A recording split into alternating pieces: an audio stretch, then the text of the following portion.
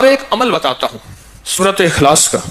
میں نے کئی لوگوں کو، یہ بات ذرا غور سے سنیے گا، پہلے درود پاک پڑھیں. میں نے کئی لوگوں کو صرف چاشت کے عمل سے، فرض نماز تو پڑھتے ہیں، نوافل میں چاشت کے عمل سے خوشحال ہوتے دیکھا ہے. فجر کی نماز کے 1 گھنٹے بعد چلو طے کر لیں عشاء کے 1 گھنٹے کے بعد چاشت. آسان آپ کو طریقہ بتا دیا. دکان ہے، دفتر ہے، کاروبار ہے، جہاں بھی ہے وہاں ذرا تنہائی میں بیٹھ کے پڑھ لیں. اور چاشت کے کتنے نفل ہوتے ہیں؟ کم از کم 4.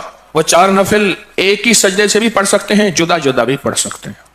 یعنی چاروں ایک ہی سجدے سے پڑھ سکتے ہیں، جدا بھی پڑھ سکتے ہیں. جو بندہ چاشت کی 4 رکعت پڑھنے کی ترتیب زندگی میں بنا لے گا، میں نے بہت لوگوں کو چاشت کے نفل کی وجہ سے خوشحال ہوتے دیکھا ہے، بامراد ہوتے دیکھا ہے، قرضے اترتے اور قرضوں کے بوجھ ہٹتے. میں نے یہ دیکھا ہے، بہت تجربہ، بارہا تجربہ، اور زندگی کا ایک حصہ میرا گزرا ہے ان روحانی مشاہدات و تجربات میں. آج بھی طالب علم ہوں میں نے اس کے بہت تجربات دیکھے اور بہت مشاہدات دیکھے، اور حیرت انگیز تجربات، مشاہدات اس کے دیکھے ہیں کہ جو بندہ چاشت کے 4 رکعت کم از کم پڑھ لے، یہ 4 رکعت جو پڑھ لے گا، آپ اس پہ ٹائم نوٹ کیجئے گا، کبھی بھی 10 منٹ سے زیادہ نہیں لگتے. توجہ سے دھیان سے پڑھیں بھی تو 10 منٹ لگتے ہیں. پر یہ اشراق کے نفل، جو چاہتا ہے کہ میری نسلیں خوشحال ہو جائیں اور میری زندگی خوشحال ہو جائے، اور خوشحال بھی کیسی ہو، اور بتاؤں خوشحال بھی کیسی ہو، خوشحال بھی ایسی ہو کہ کسی کی نہ جیب پہ نظر پڑے، نہ کسی کی امداد ہو، نہ کسی کی مدد ہو، نہ کسی کا ہاتھ اوپر کا ہو اور میرا نیچے کا ہو. بالکل ایسا نہ ہو. اللہ غیبی نظام چلاتا ہے، اس کے خزانوں میں کوئی کمی نہیں. اللہ غیب سے اور غیبی نظام چلاتا ہے اور غیب سے عطا کرتا ہے. جو یہ فیصلہ کر لے کہ میں نے اشراق پڑھنی ہے، چاشت میں یہ نفل چاشت کے پڑھنے ہیں.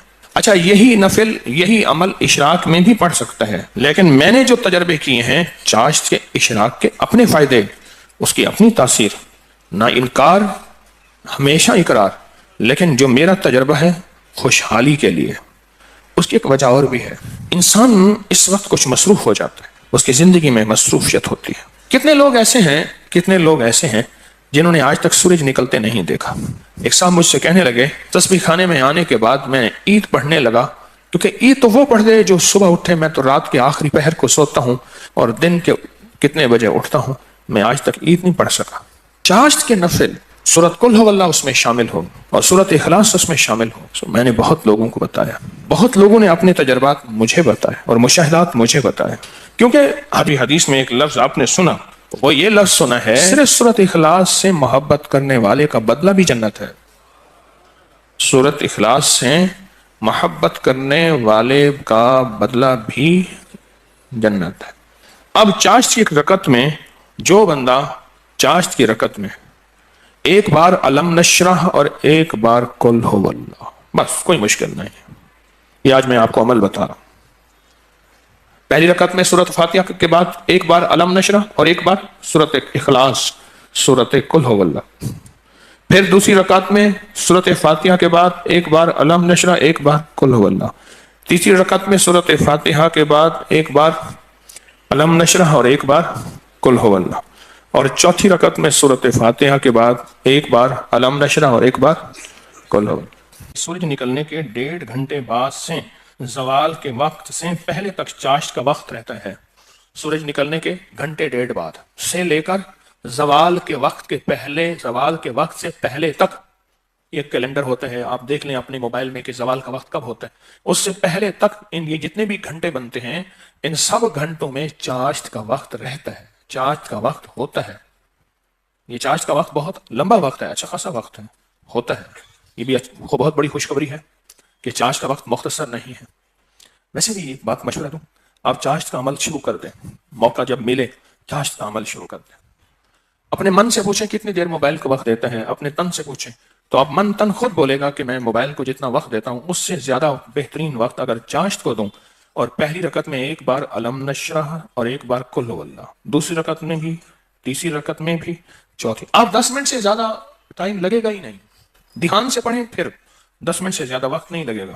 تو کیا خیال ہے 10 منٹ وقت دے کے اللہ کے خزانوں کی کنجیاں لے لیں؟ بولیں. ہاں جی بتائیں، بولیں، بتائیں، سارے بتائیں. जवान भी बताएं और जागते बाबे भी बचाएं। जागते बाबे सारे बताएं कि क्या ख्याल है 10 मिनट में, बोले 10 मिनट में कुंजियां ले लें अल्लाह के खजानों की, अल्लाह के खजानों की कुंजियां ले लें। और यह सूरत इखलास की ताकत में यह चीज मौजूद है, सूरत इखलास की ताकत में यह तासीर मौजूद है। मैं एक दफा सहरा में गया, दूर एक टीले पे गया, मैंने कहा मौला पता नहीं कितने 100 साल कितने 1000 साल से आज तक यहाँ सजदा नहीं हुआ। सहरा ये पहाड़ तो हजारों साल पुराने हैं ना, बल्कि लाखों साल पुराने हैं।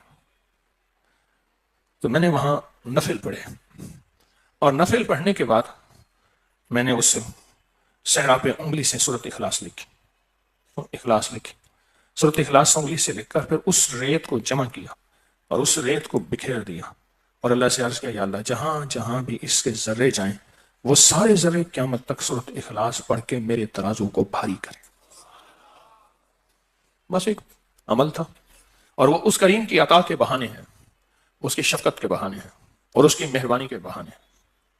जैसे मैंने चाश्त के नफिल बताए हैं, पढ़ लिया करें, सफर में हैं, हजर में हैं, जहां भी हैं, गाड़ी में बैठे हैं ना, बावजू हैं, नफिल की आप पढ़ सकते हैं, आप बैठे हुए नफिल पढ़ सकते हैं, आप खड़े होकर नफिल पढ़ सकते हैं, आप बिस्तर में नफिल पढ़ सकते हैं। मेरे आका का फरमान है, बाज लोग ऐसे होंगे जो बिस्तरों में बैठ के अल्लाह का जिक्र करेंगे और सीधे जन्नत में जाएंगे। अल्लाह का बड़ा निजाम है, मेरा अल्लाह बड़ा करीम है। देखें, दीन ने जहां रियायत दी है उसको लेना भी दीन है, अपनी तरफ से रियायत ना निकालें। अगर रियायत दी भी है तो उसको लेना भी दीन है। जहां रियायत निकाली अल्लाह ने दी है उस रियायत को ले लें, जहां नहीं दी उसको अपनी तरफ से खुद साख्ता ना करें। उस रियायत लेने पे अल्लाह राजी हो जाएगा, अगर कोई रियायत नहीं ली उस रियायत ना लेने पे अल्लाह राजी हो जाएगा।